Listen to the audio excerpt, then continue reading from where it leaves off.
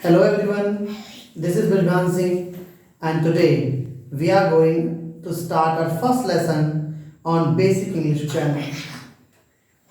चाहे आप English spoken के फील्ड में या राइटिंग स्किल्स इंप्रूव करना चाहते हो या फिर अपने रीडिंग स्किल को इंप्रूव करना चाहते हो, in any field of English you will need all these things which I am going to teach you today. जो चीज़ें मैं आज आपको पढ़ाने जा रहा हूँ इंग्लिश के बेसिक्स क्लियर करने के लिए, ये आपके लिए एसेंशियल कीज हैं. इनके बिना यदि आप शुरू करते हैं इंग्लिश ग्रामर को तो आप पूरी तरह से समझ नहीं पाएंगे. इसलिए बिल्कुल शुरू से अब इस प्रॉब्लम को पूरी तरह से रेडिकेट करने वाले हैं हम कि इंग्लिश कहाँ से शुरू होती है, कोई लैंग्वेज कहाँ से शुरू होती है. Here is the first point, letters or alphabets. Alphabet is an another term. Alphabet का मीनिंग होता है जो letters की एक टेबल, लेकिन alphabets जब हम कह रहे हैं तो हम letters को ही alphabets भी बोल देते हैं. स्पोकन में हम बोल देते हैं. तो ये होते क्या है letters? किसी भी लैंग्वेज को जब हम शुरू करते हैं तो उसकी जो सबसे छोटी यूनिट होती है, the smallest unit of a language, किसी भी लैंग्वेज की जो सबसे छोटी यूनिट होती है वो होती है letter. Okay, and we have 3 kinds of letters, और 3 तरह के लेटर्स होते हैं. कौन कौन से 3 तरह के लेटर्स होते हैं? Number 1, Wavell. वावेल्स वो लेटर्स होते हैं जिन लेटर्स को बोलने के लिए हमें दूसरे वर्ड्स की हेल्प नहीं लेनी होती है. और in other words we can say, अगर मैं आपको लेमन तरीके से बताऊं तो जिन लेटर्स को या जिन साउंड्स को हम बिना दूसरे साउंड्स की हेल्प के बोलते हैं वही वावल्स होते हैं. इंग्लिश में वावल्स कितने हैं? 5 vowels are there, A, E, I, O and U, but vowel sounds are only 4, A, E, I, O or A. U must sound like A. U की आवाज अ की तरह आनी चाहिए तो ही वो काउंट किया जाता है वावल में. उसके बाद consonants.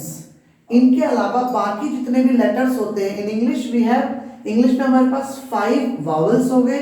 So definitely we will have the rest of the 21, जो बाकी बचे हुए 21 हैं वो हमारे कॉन्सोनेंट्स हो गए, B, D, C,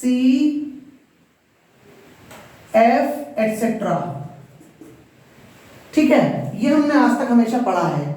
एक इसकी थर्ड कैटेगरी और होती है semi vowels. In semi vowels में ये कितने होते हैं? ये वावल्स हो गए 5, ये हमारे होते हैं 19 जो एब्सोल्यूट होते हैं, और 2 हमारे होते हैं W and Y.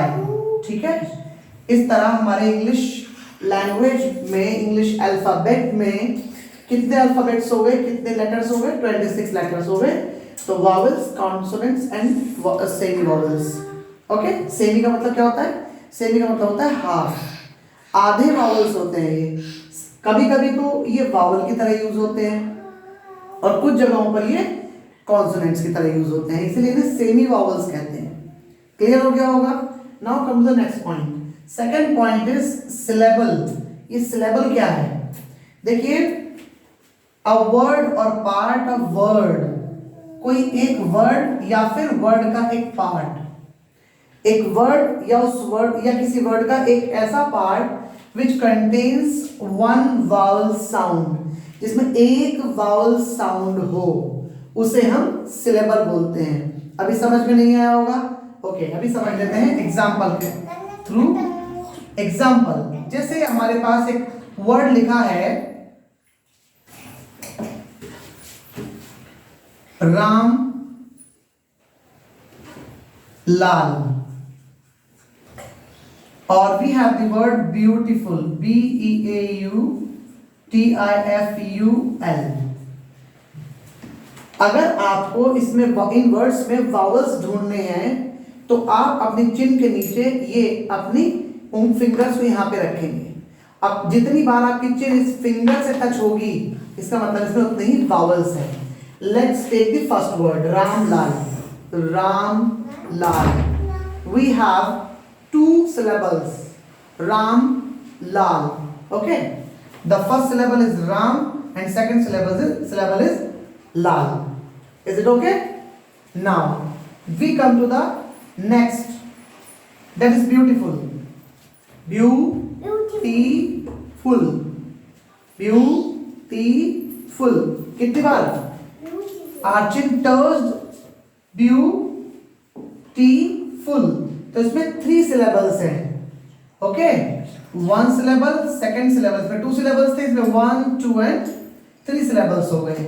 तो ये syllables होते हैं. इसका ध्यान रखेंगे कि एक वर्ड से पहले नॉर्मली जब हम पढ़ते हैं तो हम ये पढ़ते हैं कि लेटर्स को ऐड करके वर्ड्स बनाए जाते हैं, लेकिन ऐसा नहीं. उससे पहले सिलेबस भी बनते हैं. Sometimes we have directly a word that is of 1 syllable. कई बार ऐसा होता है कि हमारे पास एक ही वर्ड का एक ही सिलेबल का एक वर्ड होता है, तो हम उसे वर्ड भी कहते हैं, वो सिलेबल भी होता है. ठीक है. तो इस तरह ये सिलेबल्स हो गए. अब आते हैं वर्ड्स पे.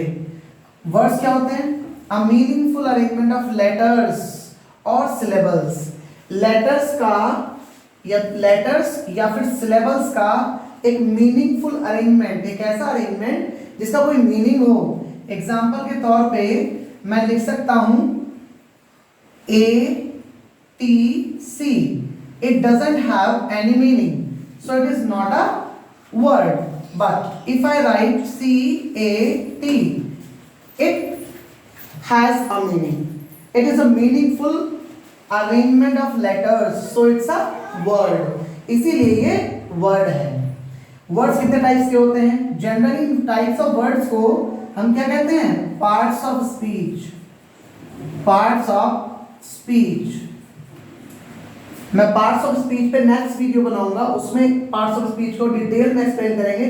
फिलहाल एक ओवरव्यू ले लेते हैं. मैंने यहाँ पे क्यों लिखा? क्योंकि जनरली लोगों को पता नहीं होता, बच्चों को ध्यान ही नहीं रहता कि वर्ड्स के टाइप को ही पार्ट्स ऑफ स्पीच कहते हैं. इसे आप words of speech, parts of speech कह सकते हो, सॉरी, या फिर टाइप्स ऑफ वर्ड्स भी कह सकते हो. ये कितने हैं? These are 9. ये 9 होते हैं. Noun, pronoun, adjective, verb, adverb, preposition, conjunction, interjection and 9th is article which is recently added. इसे अभी कुछ ऐड किया गया है. कई बार आपको आर्टिकल की जगह पे डिटरमाइनर्स भी कुछ बुक्स में लिखा मिलेगा, तो आप आर्टिकल को यहाँ कंसीडर करें. मुझे एक आर्टिकल ज़्यादा सुटेबल लगता है. उसके बाद नेक्स्ट जो हमारी इसके बाद जो सक्सेशन में नेक्स्ट टर्म है दैट इज फ्रेज. ये फ्रेज क्या है? That is a meaningful group of words. ये वर्ड्स का एक मीनिंगफुल ग्रुप होता है, लेकिन कैसा? ऐसा दैट हैज इट्स मीनिंग, जिसका अपना मीनिंग हो बट नॉट कंप्लीट सेंस, लेकिन कंप्लीट सेंस ना हो. इसका अपना कंप्लीट मीनिंग तो होता है, इसका अपना मीनिंग तो होता है, लेकिन कंप्लीट सेंस नहीं होता. तो कुछ भी वर्ड्स आप मिला के अगर मीनिंगफुल बना रहे हैं तो that would be easily called a phrase. उसे हम जनरली फ्रेज ही कहेंगे. मैंने लिख दिया ऑन द टेबल. मैंने लिख दिया on the table. On the table मतलब मेज पर, तो इसका मीनिंग तो है मेज पर. इस जो ये ग्रुप है 3 वर्ड्स का, इसका मीनिंग तो है लेकिन कंप्लीट मीनिंग नहीं है. आपके मन से तुरंत क्वेश्चन आएगा टेबल पर क्या? अगर आपसे कोई कहे टेबल पर, तो तुरंत क्वेश्चन आएगा आपके मन में, टेबल पर क्या? इसलिए क्योंकि सेंस कंप्लीट नहीं है. तो ये एक फ्रेज है. फ्रेज कोई भी एक रफ अरेंजमेंट होता है वर्ड्स का जो मीनिंगफुल तो हो लेकिन सेंसफुल पूरी तरह से ना हो. इसके बाद आ जाते हैं क्लॉज पे. इसके नेक्स्ट जो मैंने यहाँ पे लिया है पॉइंट क्लॉज. क्यों मैंने लिया है? I have taken this point just after it because we have some confusion between phrase and clause. हमें फ्रेज और क्लॉज में कई बार कंफ्यूजन होता है.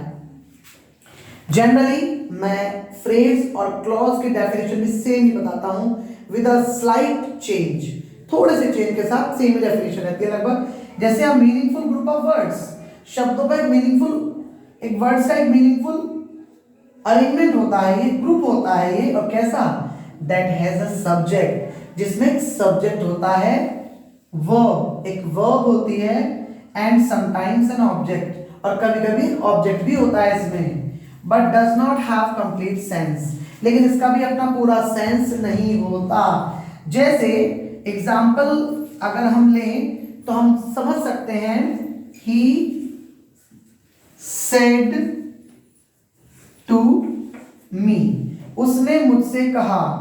ही इज सब्जेक्ट है, ही क्या है यहाँ पे, ही यहाँ पे एक सब्जेक्ट है, सेड यहाँ पे वर्ब है और मी यहाँ पे ऑब्जेक्ट है। यहाँ पे सब्जेक्ट भी है, वर्ब भी है और ऑब्जेक्ट भी है, लेकिन उसके बावजूद भी इसका मीनिंग क्लियर नहीं है, क्योंकि अगर आपसे कोई कहेगा उसने मुझसे कहा तो तुरंत आपके मन से क्वेश्चन आएगा क्या कहा, व्हाट डिड ही से, है ना। तो इसके लिए इस सेंटेंस जैसे दिखने वाले स्ट्रक्चर को, जो देखने में सेंटेंस लगता है क्योंकि उसके पास एक सब्जेक्ट भी है, एक वर्ब भी है और एक ऑब्जेक्ट भी है, इस वजह से लगता ये सेंटेंस है देखने में, it looks like a sentence but actually it's not a sentence, लेकिन एक्चुअली ये सेंटेंस नहीं होता है। Clear. Next point, sentence. Sentence is the absolute senseful arrangement of words, a meaningful group of words with complete sense। Words का एक meaningful group जिसका complete sense भी हो।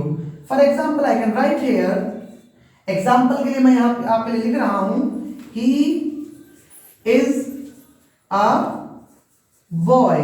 इससे पहले देखिए वह एक लड़का है, बात पूरी हो गई। यदि हम ऊपर वाले क्लॉज के एग्जाम्पल को देखें जिसमें हमने लिखा था ही सेड टू मी, तो we had 4 words, he said to me, 4 words थे, 1 2 3 4। यहां भी कितने वर्ड्स हैं, 1 2 3 4। यहां भी 4 वर्ड्स हैं, लेकिन ये सेंटेंस है और ये क्लॉज है, क्योंकि अपना मीनिंग, अपना सेंस पूरी तरह से कॉन्वे नहीं कर पा रहा है और ये अपना मीनिंग पूरी तरह से कॉन्वे कर पा रहा है। इसके बाद नेक्स्ट वीडियो में, आज के लिए तो इतना ही, नेक्स्ट वीडियो में हम पार्ट्स ऑफ स्पीच के बाद टाइप्स ऑफ फ्रेजेस करेंगे नेक्स्ट वीडियो में, उसके बाद types of clauses and then sentences, types of sentences, and the difference between clause and sentences also would be there. Okay, goodbye.